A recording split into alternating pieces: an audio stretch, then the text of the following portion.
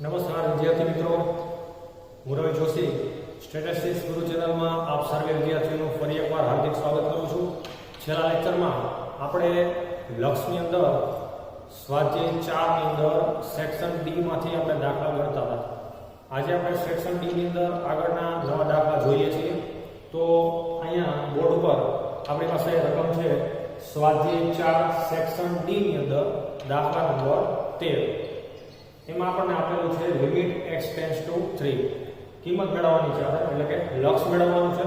તો અહીંયા વિદ્યાર્થી મિત્રો તમે જોઈ શકો છો કે અવયવ પડે છે, તો અવયવ પાડી અને સાદુરૂપ પણ આપી શકાય છે. એ ઉપરાંત આપણે છેલ્લા લેક્ચરની અંદર એક સૂત્ર આપણે જોયું હતું.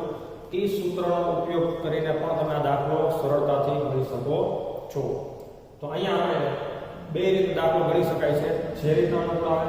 તો અત્યારે આપણે અહીંયા અવયવ પડે છે, તો આપણે અવયવ પાડી અને સાદુરૂપ આપી દઈએ છીએ, તો આપણને સરળતાથી સમજાઈ જશે. તો જોઈએ આપણે લિમિટ x ટેન્ડ્સ ટુ 3. ચલો x ની 6 -729. વિદ્યાર્થી મિત્રો, અવયવ આવડવા ખૂબ જ જરૂરી છે. આપણે અવયવ માટેનો એક અલગથી વિડિયો લેક્ચર બનાવેલો છે. જેટલા વ્યવસ્થિત આપણને અવયવ આવડશે, દાખલા આપણને જોતા જ ખબર પડી જશે કે આ દાખલો કઈ રીતે થાય છે. તો અહીંયા બે પૂર્ણવર્ગ પદના તફાવતની રીતે અવયવ પડે છે. એ ઓળખવા માટેના તમને એના કીવર્ડ્સ પણ લખાવેલા છે, એના નિયમ પણ લખાવેલા છે કે આપણે આ પદ્ધતિ કેવી રીતના ઓળખી શકીએ. તો એમાં બે પદ હોય છે, બંને પદ પૂર્ણવર્ગ હોય છે, એટલે કે વર્ગમૂળ નીકળી શકે એવા, અને વચ્ચે હંમેશા માઇનસની નિશાની હોય છે. તો એ ત્રણે ત્રણ શરતોનું પાલન થાય છે. તો તફાવતની પદ્ધતિએ આમાં અવયવ પડે છે. તો હું ઉપર જે છે એ તફાવતની રીતે અવયવ પાડું છું. તો અહીંયા સાઈડમાં હું એના અવયવ પાડી દઉં છું. ચાલો, અંશમાં આપણને આપેલું છે x ની 6 -729. ચાલો વિદ્યાર્થી મિત્રો, તફાવતની રીતે અવયવ પાડવા માટે આપણે વર્ગમૂળ કાઢવું પડે છે. તો x ની 6 ઘાત છે કોનો વર્ગ થાય? તો કે x ના ઘનનો વર્ગ થાય. વર્ગમૂળ કાઢવા માટેનો નિયમ એવો છે કે તમને જે ઘાત આપેલી હોય ઘાતના અડધા કરી નાખવાના, એટલે કે 2 વડે ભાગી નાખવાના. 729 છે, આ કોનો વર્ગ થાય? તો આ થશે 27 નો વર્ગ. ચલો, વર્ગમૂળ નીકળી ગયું છે. તો એકવાર આપણે એને લખશું પ્લસમાં અને એકવાર આપણે લખશું એને માઇનસ. અવયવ પડી ગયા છે, પણ હજી આમાં અવયવ પડે છે. પણ એના માટે તમે છેદમાં જોઈ શકો છો, છેદમાં પણ અવયવ પડે છે. તો આપણે આમાં આગળ અવયવ પડો તો આમાં હજી આગળ અવયવ પડે છે. પૂર્ણ ઘનની પદ્ધતિ અવયવ પડે છે. તો એ પદ્ધતિ કેમ ઓળખવાની છે એ પણ શીખવાડેલું છે કે જેની અંદર બે પદ હોય છે અને બંને પદ પૂર્ણ ઘન હોય છે. તો અહીંયા બે પદ છે, બંને પદનું ઘનમૂળ નીકળે છે એટલે પૂર્ણ ઘન છે, અને વચ્ચે પ્લસ કે માઈનસ કોઈ પણ નિશાની આવી શકે. તો અહીંયા જે અવયવ આગળ પડે છે, તો આગળ અવયવ જે છે આપણે પાડીએ છીએ અહીંયા. તો આના અવયવ પડશે, ઘનમૂળ કાઢી લઈએ પહેલા. તો x ના ઘનનું ઘનમૂળ x, 27 નું ઘનમૂળ થશે 3. ત્યારબાદ બીજા કૌંસની અંદર પહેલા પદનો વર્ગ એટલે કે x2, અહીંયા પ્લસ છે તો અહીંયા માઈનસ, બંને પદનો ગુણાકાર એટલે કે 3x, હંમેશા વત્તા છેલ્લા પદનો એટલે કે આ બીજા પદનો વર્ગ કરો એટલે થશે 9. સેમ એવી રીતના અહીંયા પણ અવયવ પડે છે. x નો ઘન -27 છે, તો એના આપણે આગળ અવયવ પાડીએ તો આ રીતના થશે x -3 x2 માઈનસ છે પ્લસ આવશે, આ બંનેનો ગુણાકાર અને બીજા પદનો વર્ગ. વિદ્યાર્થી મિત્રો, છેલ્લો પદ આમાં હંમેશા પ્લસ જ આવશે. આ અવયવ આખા ભેગા 4 પદ મળ્યા આપણને 1 2 3 અને 4. આખો આ અવયવનો જવાબ છે.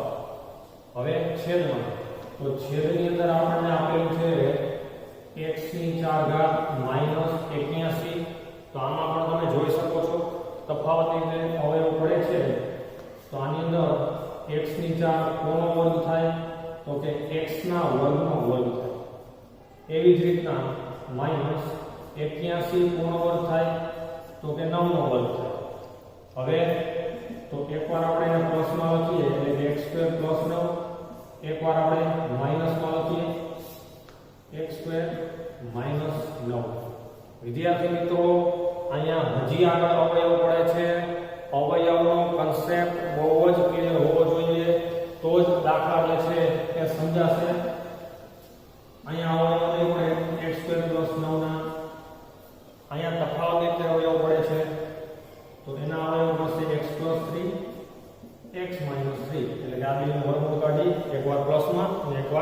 -1. તો એવું અહીંયા શું કામ ન કર્યું? તો અહીંયા બંને પદ વચ્ચે પ્લસની નિશાની છે. પૂર્ણ વર્ગના તફાવતની પદ્ધતિમાં હંમેશા માઈનસની નિશાની હોય. તો અહીંયા પ્લસ નિશાની છે એટલે એના અવયવ પડતા નથી. તો આ અવયવ પડી ગયા છે. તો હવે આપણે લખી નાખીએ. ચલો અંશમાં આપણે લખશું જે એના અવયવ પડ્યા છે તે, એટલે કે x + 3x² - 3x + 9. હજી આ એક અવયવ છે x - 3x² + 3x + 9. આ અંશના અવયવ. પછી એવી રીતના છેદમાં અવયવ પડ્યા છે x² + 9 x + 3 x - 3. આ અવયવ પડી ગયા છે. ચલો હવે તો અંશ અને છેદમાં જે સરખું છે એને આપણે કોમન ગણી અને ઉડાડી દઈએ છીએ, એટલે કે કેન્સલ કરી નાખીએ છીએ. તો x + 3 x + 3 cancel, x - 3 x - 3 cancel. હવે શું વધ્યું છે? તો કે અંશમાં વધ્યું છે x² - 3x + 9 x² + 3x + 9. છેદમાં એમાં વધ્યું છે x² + 9. ચાલો આ ક્લિયર. હવે આગળ કાંઈ થતું નથી, સાદુરૂપ આપી શકાતું નથી. તો હવે આપણે x ની કિંમત મૂકવાની થાય. તો x ની કિંમત કઈ રહેશે? તો કે x → 3 આપેલા છે. તો x ની જગ્યાએ આપણે 3 મૂકવાના છે. તો હવે આપણે અહીંયા કિંમત મૂકીએ છીએ. તો સૌથી પહેલા હું મોટો કાઉન્સ કરીશ. x ની જગ્યાએ હું 3 મૂકતો જાઉં છું. તો 3 નો વર્ગ -3 × 3 + 9. પછી એવી રીતના બીજા કાઉન્સની અંદર 3 નો વર્ગ +3 × 3 + 9 છેદમાં x નો સ્ક્વેર, એટલે કે 3 નો વર્ગ +9. તો આ તમે જોઈ શકો છો જ્યાં જ્યાં x આવે છે ત્યાં ત્યાં x ની આપણે કિંમત મૂકી છે 3. x → 3 છે એટલે. તો હવે આપણે આમાં આગળ ચાલુ કરીએ. ચાલો 3 નો વર્ગ થશે 9 - 3 × 3 એટલે 3 × 9 +9. બીજા કાઉન્સની અંદર 3 નો વર્ગ 9 + 3 × 9 +9 છેદમાં 3 નો વર્ગ 9 + 9. ચાલો આટલું ક્લિયર. તો એના પછી +9 - 9 એને કરી નાખીએ છીએ આપણે કેન્સલ, એટલે ત્યાં આવશે ખાલી 9. બીજા કાઉન્સની અંદર 9 + 9 + 9 એટલે ત્યાં થશે 27. 9 ને 9 18 27 છેદમાં 9 + 9 ને 9 18. અને હવે છેદ ઉડે છે તો છેદ ઉડાડી દઈએ. 9 × 9 અને 9 × 18. તો આપણો જવાબ રહેશે 27/2. તો અહીંયા આપણો દાખલો પૂર્ણ થાય છે. વિદ્યાર્થી મિત્રો, આ રફ કામ નથી, આપણે ગણતરીનો જ એક ભાગ છે જે આપણે અવયવ પાડેલા છે એને આપણે સાઈડમાં આ રીતના દર્શાવવાના છે. તો એક પદ્ધતિ આ રીતના થશે કે જેમાં અવયવ પડે છે તો આપણે અવયવ પાડી અને સાદુરૂપ આપી દીધું છે. હજી એક બીજી પદ્ધતિ છે કે જેમાં આપણે જે લાસ્ટ લેક્ચરની અંદર જે સૂત્ર શીખ્યા છે એનો પણ આમાં ઉપયોગ થઈ શકે છે. તો એ પણ આપણે આમાં જોઈએ કે એનો ઉપયોગ આમાં કેવી રીતના થશે. ચાલો આટલું ક્લિયર. ઓકે, સરસ. ચાલો વિદ્યાર્થી મિત્રો, આપણે લાસ્ટ લેક્ચરની અંદર જે સૂત્ર શીખી ગયા એનો આપણે ઉપયોગ કરીએ છીએ. આ દાખલો એ પદ્ધતિએ ફરી પાછો ગણીએ છીએ. બેમાં જવાબ સરખો જ આવશે. આપણને જે પદ્ધતિ ફાવે એ પદ્ધતિ દાખલો ગણી શકાય છે. તો અહીં આપણે આ સૂત્રનો ઉપયોગ કરવા માટે સૌથી પહેલા જોઈ લો. લાસ્ટ લેક્ચરમાં આપણે કયું સૂત્ર જોયું તો કે x ની n - a ની n છેદમાં x - a. આવા પ્રકારનું જો સ્વરૂપ હોય તો આપણે આ સૂત્રનો ઉપયોગ કરી શકીએ છીએ n × a ની n - 1 તો સૌપ્રથમ આ રકમ જુઓ આ પ્રકારના પ્રમાણિત સ્વરૂપમાં છે કે નહીં. જો ન હોય તો આ પ્રકારના સ્વરૂપમાં ફેરવવી પડે. તો તમે જોઈ શકો છો કે આ રકમ જે છે એ આવા પ્રકારના સ્વરૂપમાં નથી, કારણ કે આપણે ઉપરના બંને પદની ઘાત સરખી જોશે, નીચેના પદમાં એક એક ઘાત જ જોશે અને ઉપર અને નીચે બે જગ્યાએ માઇનસ હશે. તો એ તો છે, બાકીની બે સ્વરૂપ નથી, તો એને પહેલા આપણે પ્રમાણિત સ્વરૂપમાં ફેરવીએ. તો એના માટે limit x tends to 3 x ની 6 ઘાત. હવે આપણે એને 6 ઘાત જોઈ છે, તો પ્રશ્ન પૂછો પોતાને કે 729 કોની 6 ઘાત થાય? તો ત્યાં આવશે 3 ની 6 ઘાત. 3 ની તમે 6 ઘાત કરશો એટલે 729 થશે. હવે એ જ રીતના નીચે, તો ત્યાં આપણે x ની 4 ઘાત આપેલી છે, તો 81 કોની 4 ઘાત થાય? તો એ થશે 3 ની 4. ચલો આટલું ક્લિયર. હવે આપણે છેદની અંદર એક એક ઘાત જોઈ છે, એની જગ્યાએ 4 4 ઘાત છે, કાંઈ વાંધો નહીં. તો એના માટે પણ આપણી પાસે રસ્તો છે. Limit x tends to 3 x ની 6 માઈનસ 3 ની 6 છેદમાં x ની 4 માઈનસ 3 ની 4.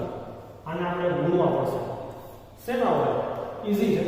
અહીંયા તમને જે બે પદ દેખાય છે x માઈનસ 3 એના વડે ગુણી નાખો. માની લો કે ત્યાં x માઈનસ 2 હોય તો એના વડે ગુણી નાખો. અપૂર્ણાંકના નિયમ અનુસાર અંશમાં તમે જેટલા વડે ગુણો એટલા જ વડે પાછા છેદમાં ગુણવા પડે, અને જેટલા છેદમાં જેટલા વડે ગુણો એટલા જ વડે અંશમાં ગુણવા પડે. તો હવે આગળ આપણે જોઈએ limit x tends to 3 x ની 6 ઘાત માઈનસ 3 ની 6 ઘાત. હવે આપણે છેદમાં એક એક ઘાત જોઈ છે, તો આપણે શું કરશું? ક્રમ ફેરવી નાખશું. ગુણાકારમાં ક્રમનો નિયમ છે, 4 તેરી 12 થાય, તો 3 ચોક 12 થાય, બરાબર. તો આનો ક્રમ ફેરવું સાઈડ નથી ફેરવતો, તો x માઈનસ 3 જે બીજા લખેલું છે એને હું પહેલા લઈ લઉં છું, ગુણ્યા આ જે પહેલા લખેલું છે એને આપણે બીજા લખેલું છે, એટલે કે ક્રમ ફેરવી નાખાય. ઉપર છે x માઈનસ 3. તો હવે તમે જોઈ શકો છો કે ગુણાકાર પહેલાનું જે પદ છે એ આવા પ્રકારના પ્રમાણિત સ્વરૂપમાં આવી ગયું છે, પરંતુ ગુણાકાર પછીનું જે પદ છે એ હજી આવ્યું નથી, કારણ કે એક એક ઘાત વાળું જે પદ છે એ અંશમાં છે, જે આપણે છેદમાં જોયું. તો ફરી પાછું આપણે આગળ કરીએ. લિમિટ x ટેન્ડ્સ ટુ 3 અહીંયા આપણે કાંઈ ફેરફાર ન કરવાનો અને એને એમ રાખશું. ગુણાકારના ભાગાકાર કરી નાખશું, એટલે કે એના પછીનું પદ વ્યસ્ત થઈ જાય. છેદમાં હોય અંશમાં હોઈ જશે, અને અંશમાં હોય છેદમાં હોઈ જશે. તો આવી રીતના તમે હવે જોઈ શકો છો કે બંને પદ જે છે એ પ્રમાણિત સ્વરૂપમાં આવી ગયા છે.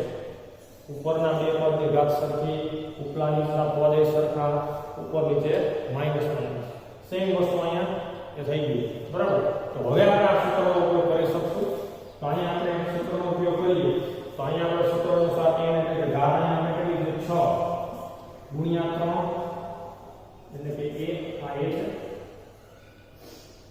n માઈનસ 1 એટલે 6 ઓછા 1 ભાગ્યા સેમ વસ્તુ અહીંયા n એટલે કે ઘાત કરી છે 4, a એટલે કે બીજું પદ કર્યું છે તો 3 n માઈનસ 1 એટલે કે 4 ઓછા 1 ઘાત.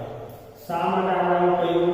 તો કે અહીંયા લખી નાખો છો કૌંસમાં, કારણ કે x ની n માઈનસ a ની n છેદમાં x માઈનસ n આવા પ્રકારનું સ્વરૂપ હતું, એટલા માટે આપણે આ સૂત્રનો ઉપયોગ કર્યો છે n ગુણ્યા a ની n માઈનસ 1 બરાબર. તો આગળ સાદું કરીએ તો 6 ગુણ્યા 3 ની 6 માંથી જોઈએ તો 5 ઘાત, પછી છેદમાં શું કામ છેદમાં? તો કાંઈ ભાગાકાર છે એટલે એ પદનું છેદમાં જવાનું છે.